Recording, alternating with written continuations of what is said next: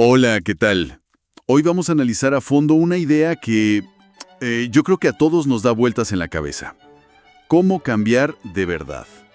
Uf, la pregunta del millón. Totalmente. Y para eso tenemos aquí un montón de extractos y apuntes de hábitos atómicos de James Clear. La misión de hoy es desentrañar cómo esos cambios que parecen, pues, insignificantes pueden acumularse y generar resultados extraordinarios. Y para empezar, creo que es clave hablar de la historia del autor, porque no es una teoría que se le ocurrió de la nada. Para nada. Nace de un momento, de un caos absoluto. Hay que imaginarse la escena. James Clear, último día del bachillerato, está en un partido de béisbol y de repente un bate se le escapa a un compañero y bueno, le da de lleno en la cara. Y fue terrible. Brutal. O sea, no hablamos de un ojo morado, nariz rota, múltiples fracturas de cráneo, las cuencas de los ojos destrozadas. La inflamación cerebral fue tan grave que minutos después no sabía ni en qué año estaba. Es que eso es lo más impactante. Le preguntaron y dijo 1998, pero era 2002. No sabía quién era el presidente. Y lo que a mí me dejó helado, tardó 10 segundos en recordar el nombre de su propia madre. Imagínate esa desorientación. Y fue solo el principio. Acabó en coma inducido, con convulsiones, sin poder respirar solo. La recuperación fue larguísima. Y ahí es donde nace la idea del libro, ¿no? Exacto. Él cuenta que no hubo un momento de eureka, ninguna revelación mágica. Su vuelta a la normalidad fue el resultado de una acumulación de pequeños triunfos, de pequeños hábitos que fue sumando día a día.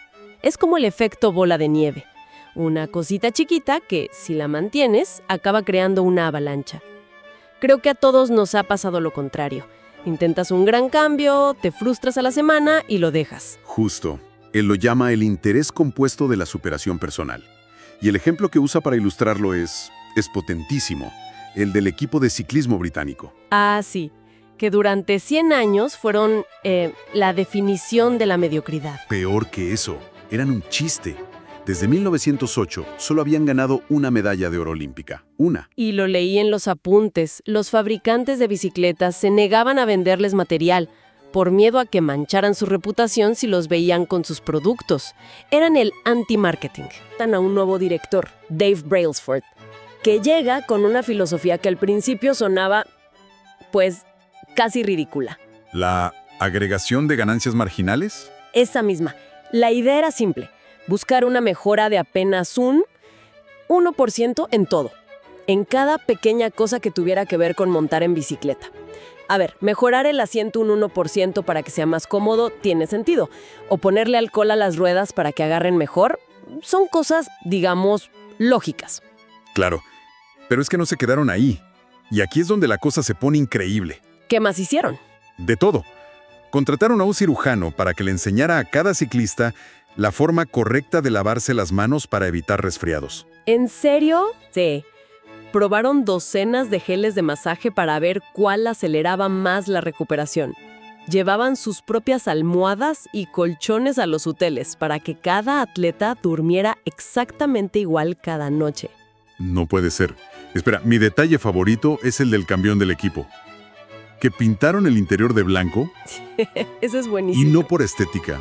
Era para detectar la más mínima mota de polvo que pudiera afectar la calibración finísima de las bicicletas. Me vuela la cabeza ese nivel de detalle. Es que son cosas que por sí solas parecen triviales, una pérdida de tiempo. Pero Brailsford estaba convencido de que si sumaba cientos de estas micro mejoras, el resultado sería gigante. Y vaya que lo fue. 5 años después, en los Juegos Olímpicos de Pekín 2008, el equipo británico arrasó. Se llevó el 60% de las medallas de oro en ciclismo. Y en Londres 2012 rompieron 9 récords olímpicos y 7 mundiales.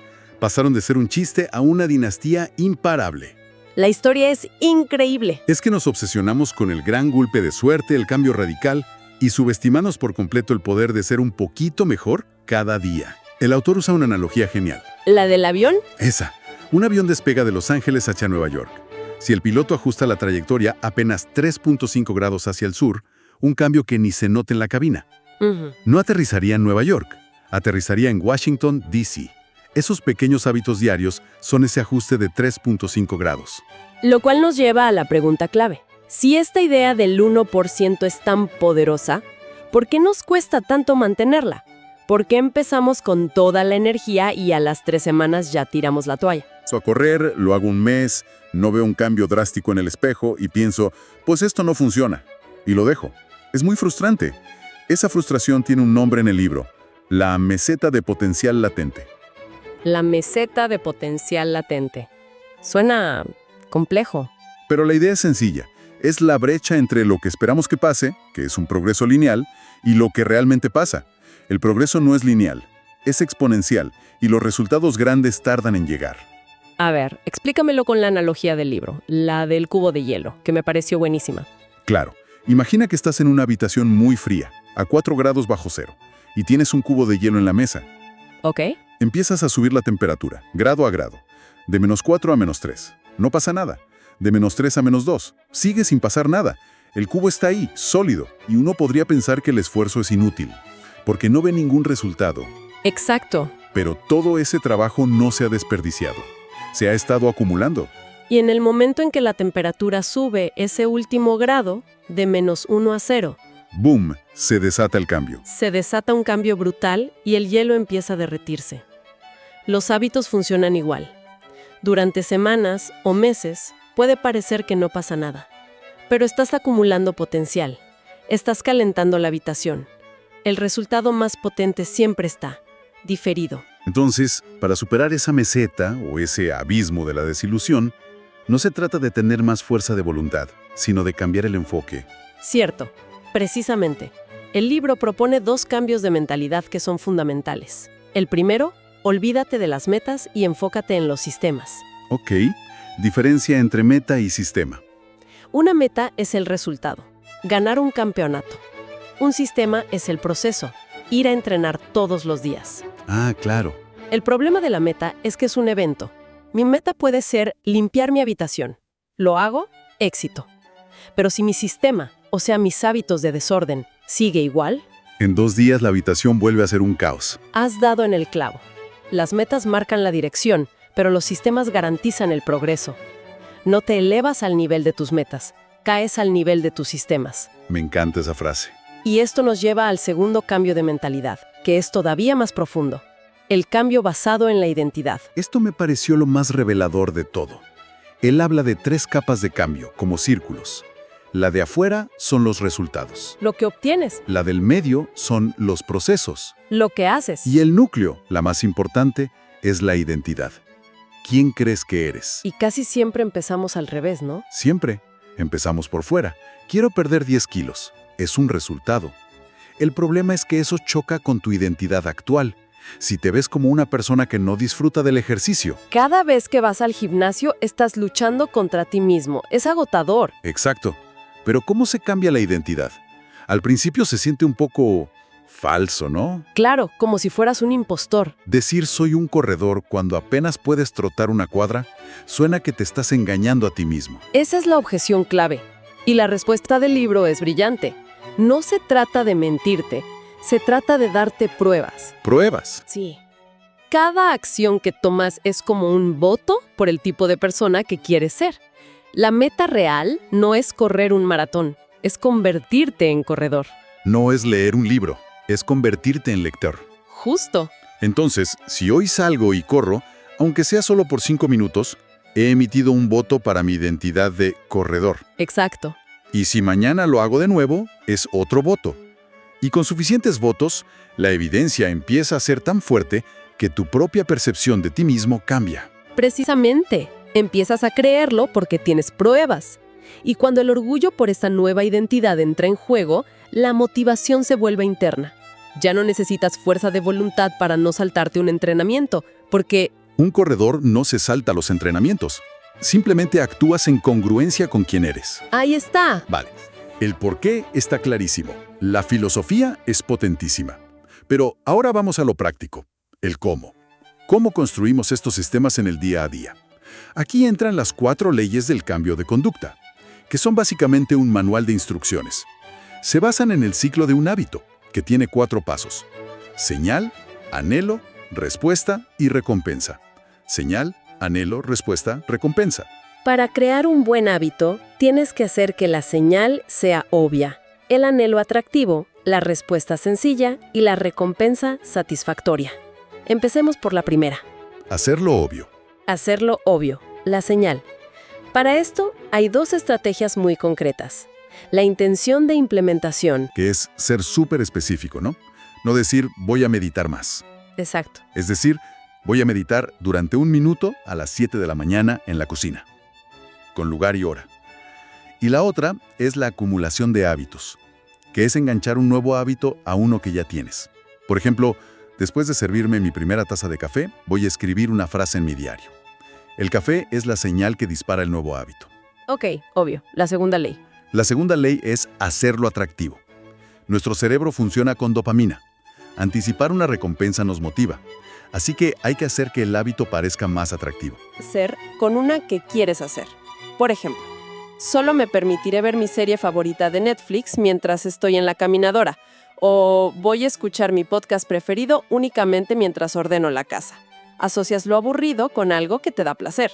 Justo. Ese es bueno. La voy a usar. Ok, tenemos hacerlo obvio y hacerlo atractivo. Tercera. La tercera ley.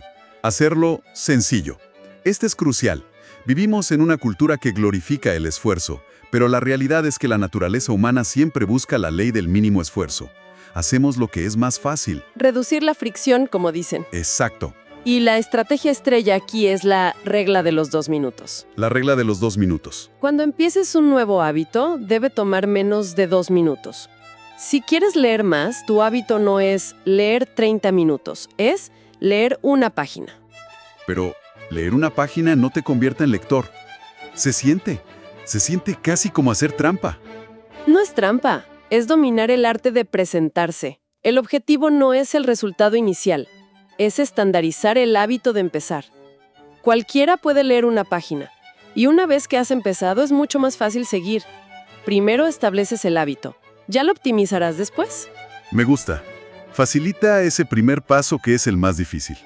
Vale, nos queda la última, la cuarta ley, hacerlo satisfactorio. Esta ataca el problema central de los buenos hábitos. Sus recompensas son a largo plazo. Claro, comer sano te dará salud en años, pero esa hamburguesa te da placer ahora mismo. Nuestro cerebro está programado para la recompensa inmediata. Totalmente. Entonces, tenemos que encontrar una forma de darnos una pequeña victoria inmediata cada vez que completamos el hábito. Un refuerzo positivo instantáneo. Precisamente, puede ser algo muy simple. Por ejemplo, tener 2 frascos en tu escritorio, uno lleno de clips y otro vacío. Cada vez que haces una llamada de ventas que llevabas posponiendo, mueves un clip de un frasco al otro. Ah, qué bueno. Es un acto físico y visual. Te da una señal inmediata de progreso. Te sientes bien y lo que se recompensa de inmediato se repite. Es increíble cómo estas 4 leyes, hacerlo obvio, atractivo, sencillo y satisfactorio, te dan un mapa súper claro. Ya no es una cuestión de echarle ganas, sino de diseñar tu entorno de forma inteligente. Totalmente. Se trata de dejar de ser una víctima de tu entorno para convertirte en el arquitecto de él. A modo de resumen, hemos visto el poder descomunal de la mejora del 1%, como el equipo de ciclismo. Hemos entendido por qué hay que tener paciencia y atravesar la meseta de potencial latente. Y lo más importante, el cambio de chip. Enfocarnos en sistemas, no en metas, y construir la identidad que queremos tener voto a voto, acción a acción. Es un marco de trabajo muy completo. Pero para terminar, me gustaría dejar una idea para reflexionar que el propio autor plantea. Los hábitos son la base, son esenciales, pero no son suficientes para la maestría. ¿Cómo?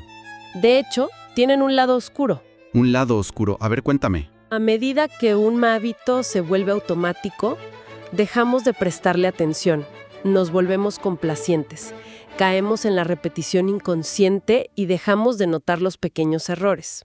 El hábito nos puede estancar en un nivel de suficientemente bueno. Claro, te pone en piloto automático y dejas de mejorar de forma consciente. Exacto. Y eso me lleva a la pregunta final para quien nos escucha. La vida cambia, nosotros cambiamos. La persona que somos hoy no es la misma que hace 5 años. Entonces, ¿qué pasaría si, además de construir hábitos, estableciéramos un sistema para revisarlos? Una revisión anual de hábitos. Algo así. Sentarse y preguntar, ¿estos hábitos que construí todavía me sirven? ¿Están alineados con la persona que quiero ser ahora? ¿O están sirviendo a una versión pasada de mí? Y la pregunta más difícil de todas. ¿Qué creencias sobre mi propia identidad necesito dejar ir para poder seguir creciendo?